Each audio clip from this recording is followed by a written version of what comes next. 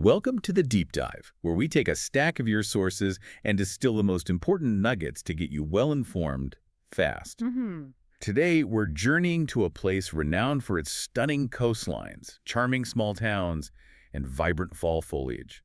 A place that, well, on the surface, feels like the perfect, picturesque getaway. Definitely a beautiful state. But, as we've discovered in our research, beneath that scenic beauty, Maine harbors a much darker, genuinely eerie side. Indeed. Our mission for this deep dive is to explore Maine's most compelling haunted houses and truly spine-tingling places. Right. We're going to uncover the stories and unexplained occurrences that have earned the state its chilling reputation. And we're drawing from a pretty solid stack of sources here. Yeah, detailed travel guides focusing on the haunted attractions, historical accounts of local legends, even reports from seasoned paranormal investigators. And what's particularly striking from these sources is how Maine's rich, often harsh history, its maritime tales, indigenous heritage, colonial conflicts, its military past, is so deeply interwoven with tragic and sometimes violent events. It's almost as if the past isn't just history here. It's like a living, breathing presence. That's a great way to put it.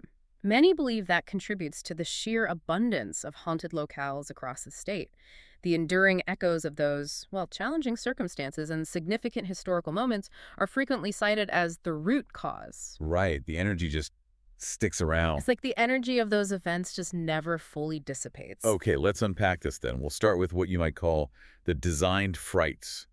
Maine truly knows how to embrace the Halloween spirit. Oh, absolutely. They offer a fantastic array of haunted attractions, mostly open during the fall season. Think of these as curated experiences designed specifically to thrill and chill. And these aren't just your, local hayrides anymore. Many are quite sophisticated productions. Really professional. Yeah, offering tailored scares for different audiences. It's a whole industry built around the thrill of the unknown. Absolutely. Take Nightmare on the Ridge in Auburn, for example. Yeah. It's set in a real apple orchard, which immediately adds this wonderfully atmospheric, almost idyllic backdrop. Right. That setting helps a lot. But then they twist that with an eerie theme centered on a sinister ringleader preying on your darkest nightmares. Ooh, creepy. And while you're waiting, they keep the full experience going. They've got a bakery, a hard cider tap room, bonfires lit, Nice. and classic horror movies playing on a big screen. See, what's ingenious there is how they integrate the full seasonal experience. The fall atmosphere, the food, the entertainment, with the actual scares. Yeah, keeps you engaged. Right. It transforms waiting in line into part of the event itself. Then there's Farmington Fright Fest, held at the Farmington Fairgrounds. Okay. You get 300 attractions in one here, which is fantastic value. It's known for being incredibly well organized. That's always good. Definitely. With creepy characters roaming around, keeping you entertained while you wait, and food vendors selling all those classic fall favorites. Sounds like a good setup. And for those who dare to go even deeper, they offer a blackout night. Oh, what's that? You navigate the entire experience in pitch darkness with just a glow stick. Wow. That really ups the ante. Totally. Plus, free parking is always a bonus. Can't argue with free parking. That blackout night really appeals to our human psychology, doesn't it? Moves beyond typical jump scares. How so? Well, it relies on sensory deprivation to heighten the fear and make the experience truly immersive. It's a smart way to amp up the intensity. Makes sense. For a genuinely creepy walk through the woods at night, you've got Haunted Grandview Manor in Lebanon. Okay, woods at night.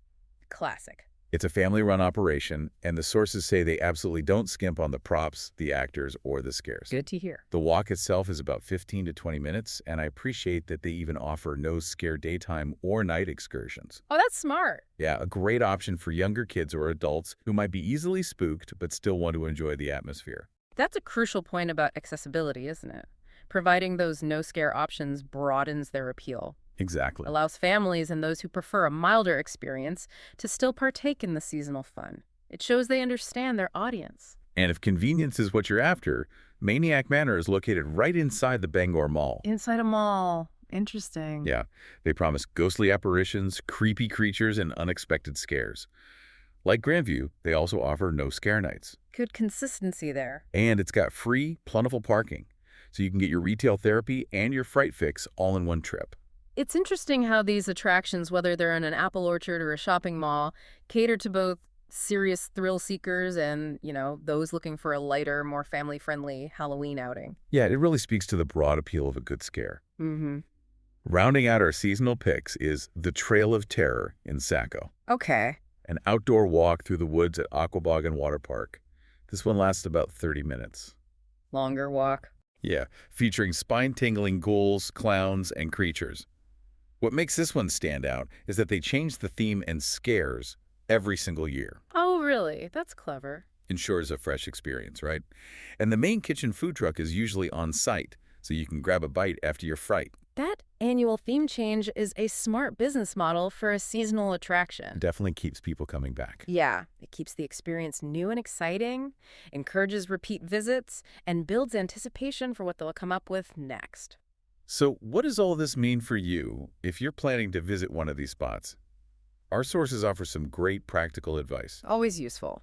First, most don't allow photos or videos inside, so respect their policies. Standard practice, usually. They often run a rain or shine, so definitely dress for the weather. Layers are probably key. Good tip, especially in Maine in the fall.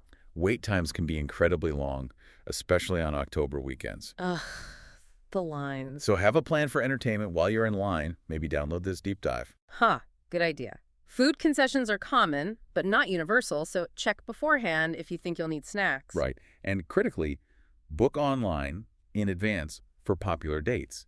Time slots can sell out quickly. Very important. Don't just show up expecting to get in on a Saturday night in October. Exactly. Yeah. Also, most have a no refunds policy unless they close due to extreme circumstances, so be sure before you buy.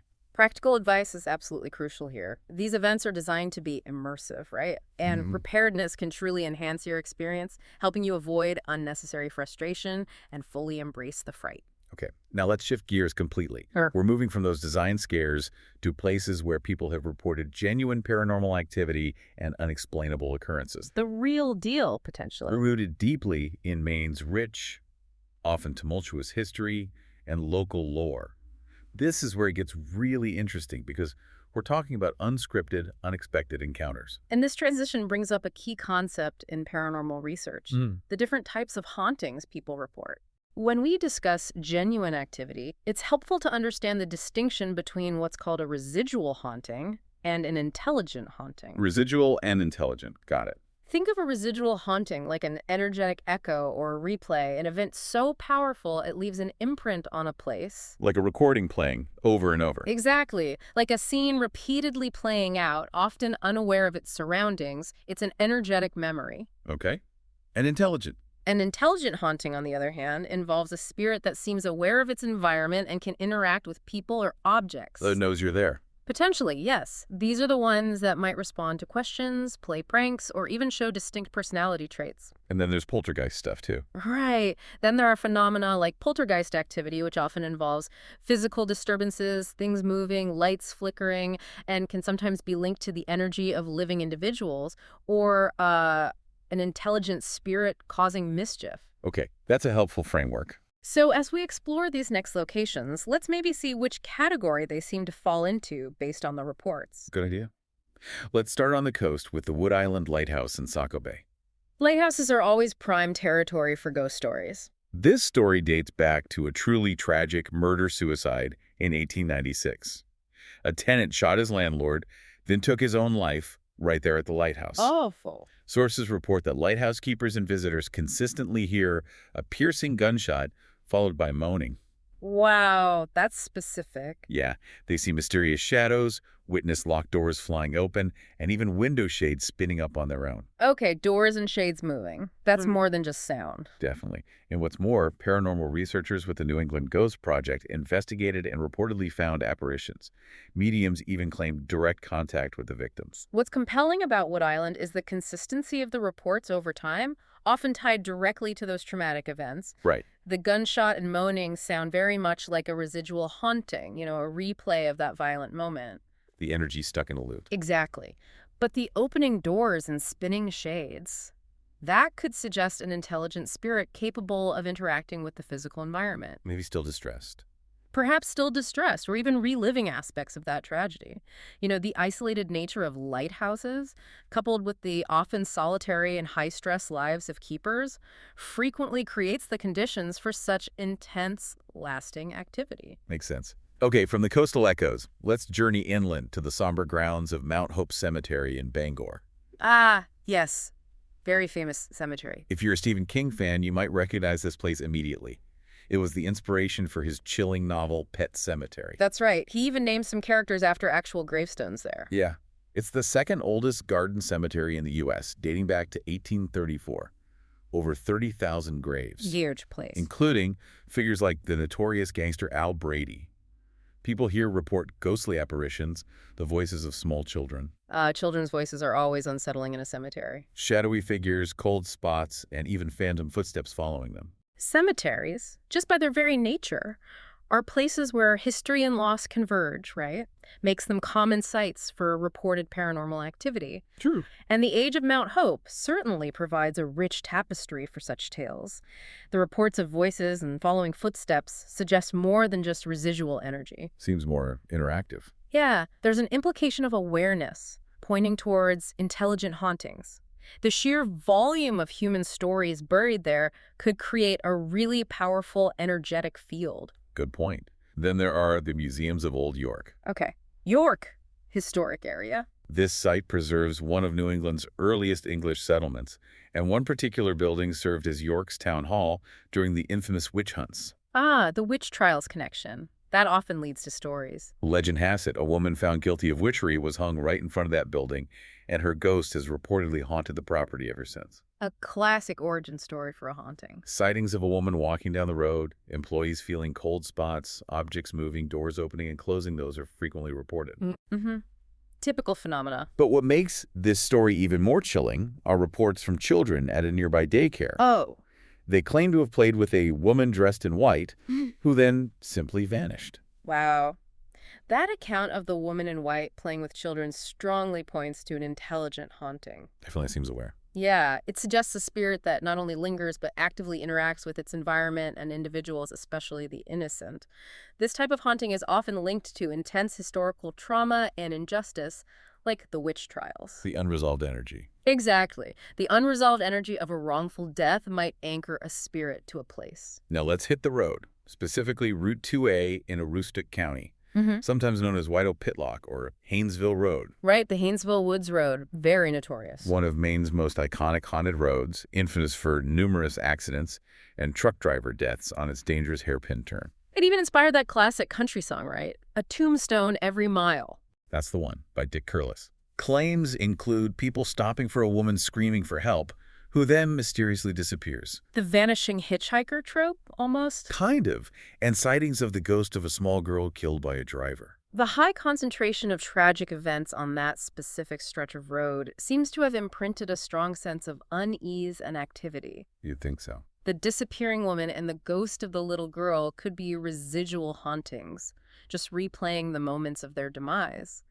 Or they could potentially be intelligent spirits trapped and perhaps seeking help, reliving their final moments. Roads, particularly those with a history of danger and accidents, often become conduits for such lingering energies. Makes you think twice about driving it at night. Heading to Pimlico Beach, there's Fort William Henry. Another fort. Lots of history there. Built in 1692 after settlers took Native American land. Tensions escalated, leading to the tragic hanging of Chief Talk Alexis right in front of the fort. A really grim piece of history. It's that his spirit still haunts the property. Sightings of his ghost at the tree where he was hung, and white glowing orbs appearing. Orbs are common in photos, but sightings of the chief, that's specific. Apparitions of indigenous people, French and British soldiers, cold spots, and disembodied footsteps are also frequently reported. The historical context of conflict and injustice here provides a profoundly compelling narrative for these reported hauntings. Layers upon layers of history. Exactly. The presence of multiple apparitions, Chief Alexis, indigenous people, soldiers, suggests a layering of potentially both intelligent and residual hauntings. Different entities from different times. Perhaps, where the intense emotions and events of the past are still echoing and maybe even interacting. It speaks to the enduring impact of unresolved historical trauma. Moving to something a little different. The Admiral Peary Inn in Freiburg. Ah, the Arctic explorer's home. That's the one. This place boasts a truly unique collection of spirits, apparently. Guests report 8 to 10 content spirits. Content, that's unusual. Right, including a little girl and boy, a dapper gentleman who moves furniture, and a woman named Abigail, who supposedly tidies up after guests. Tidies up, like a spectral housekeeper. That's what the sources say. You might even smell phantom pipe aromas or baking brownies. This is a wonderful departure from the typical frightening hauntings. It clearly points to intelligent spirits. Seems like it. They seem attached to the place out of comfort or habit, perhaps still enjoying their former home. The sensory details, the smells of pipe tobacco and brownies, are particularly interesting. Yeah, phantom smells are fascinating. It suggests a very strong, lingering presence that impacts multiple senses. See, not all hauntings are about fear. Some are just about lingering attachment. Good point. In Bucksport, the cursed tomb of Colonel Buck holds a truly grim and persistent legend. Ah, the Bucksport leg stain. Very famous. Colonel Buck reportedly burned a woman as a witch, receiving a curse that his tomb would forever bear the sign of her atrocity. And the story goes. A strange, reoccurring stain, resembling a woman's foot or boot, appears on his monument. What's chilling is that it supposedly returns even after the stone has been cleaned or replaced. This is a classic example of a curse manifesting in a physical, inexplicable way. One of the most enduring types of reported phenomena. It's not just a feeling or a sound. Exactly. It's not just a fleeting apparition. It's a persistent, almost tangible mark of a past injustice. It really raises questions about how intense human intention or, collective belief can literally alter the physical environment. Wild stuff. For those interested in a different kind of haunting, let's turn to the University of Southern Maine's Roby Andrews dorm in Gorham. University dorms are often hotspots. This is one of the oldest buildings still in use as a dormitory. Legends here tell of a girl who committed suicide after being betrayed, and a homesick student who died in a Belfry Tower accident. Reports include female ghosts, footsteps in empty halls, objects moving on their own, sudden temperature drops. All the classic signs. There are even specific anecdotes, like a window closing itself during a snowstorm, and a shadowy female figure nicknamed Sarah, seen by multiple people, including visitors. The combination of those tragic student deaths and the continued use of the building creates a dynamic environment for paranormal interaction. Lots of young energy, too. Right. The wide range of phenomena, self-moving objects, shadowy figures, temperature drops, suggests a mix of maybe poltergeist activity and intelligent hauntings, likely linked to the emotionally charged experiences of past residents. Dorms see a lot of intense emotions. They really do. Highs and lows, surprisingly common hotspots for this kind of activity. Another fascinating account comes from the Jameson Tavern in Freeport. Dates back to 1779, originally a family home. Old building.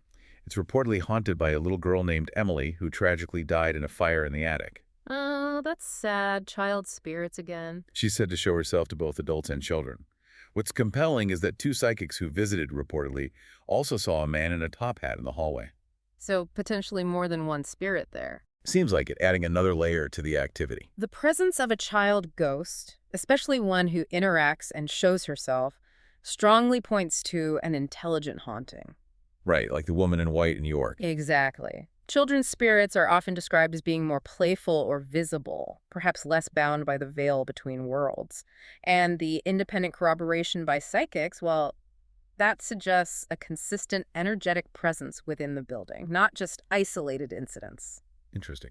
And finally, let's talk about Seguin Island Light Station. Another lighthouse, back in Saco Bay. Maine's second oldest, commissioned by George Washington himself in 1795. Wow, that's old. Its most famous legend involves a lighthouse keeper's wife. She was driven insane by playing only one piano song repeatedly. Oh, I think I've heard this one. Terrible. In despair, her husband killed her with an axe, then took his own life. Just horrific. Visitors report glimpses of the lighthouse keeper wielding an axe, phantom piano music, It's the song she played. presumably, and other unexplained sounds like coughs, bouncing balls, and objects moving. This is such a vivid and tragic story, isn't it? The phantom piano music is a classic example of a residual haunting. That energetic echo again. Right, an echo of that repetitive, maddening sound. The glimpses of the lighthouse keeper with an axe, however, could be a mix of residual imagery and maybe a more intelligent presence connected to the intense trauma. Still acting out the event. Possibly. It's another example of how the isolation and the high emotional stakes of lighthouse life seem to create potent conditions for lasting paranormal activity. So we've covered quite a spectrum here. From the thrill of design scares, the haunted houses, Yeah, the fun stuff. to the deep, often tragic echoes of genuine paranormal activity in these historical places. What stands out to you from all these stories? What's the biggest takeaway for our listeners? Well, if we connect all these diverse experiences to the bigger picture, what really emerges is that Maine's rich, often difficult history isn't just relegated to textbooks, it feels alive. Yeah, it really does. The persistent reports of hauntings, whether they're residual echoes of past traumas or intelligent spirits interacting with the present, consistently reveal a direct link between unresolved historical events. Like the battles, the tragedies. Right. Be it individual tragedy, collective conflict, or even just intense daily life and the lingering energies we call ghosts. The past feels very present. It seems like the allure of these stories isn't just about the thrill of being scared either. No, I don't think so. Not entirely. It feels more about human curiosity, that fascination with the unknown, and maybe how these tales deepen our understanding of a place's past. I agree. They bring history to life in a way that goes beyond just the factual record. Yeah, invites you to engage with the hidden narrative. Exactly. They compel us to look deeper than the picturesque surface and consider the enduring human experiences that shape a place, both seen and unseen. So we've taken you on a pretty wild journey through Maine's designed haunted attractions and its truly eerie historical sites. From apple orchards to ancient lighthouses. From quiet cemeteries to bustling university dorms. Maine definitely holds its share of secrets and, well, spectral inhabitants. So what aspects of Maine's haunted history do you find most compelling? What do these stories make you reflect upon? And maybe the final thought to leave you with. In a state as ancient and wild as Maine, with its deep historical roots and rugged landscapes, Yeah. what other secrets and spirits do you think still linger, waiting to be discovered?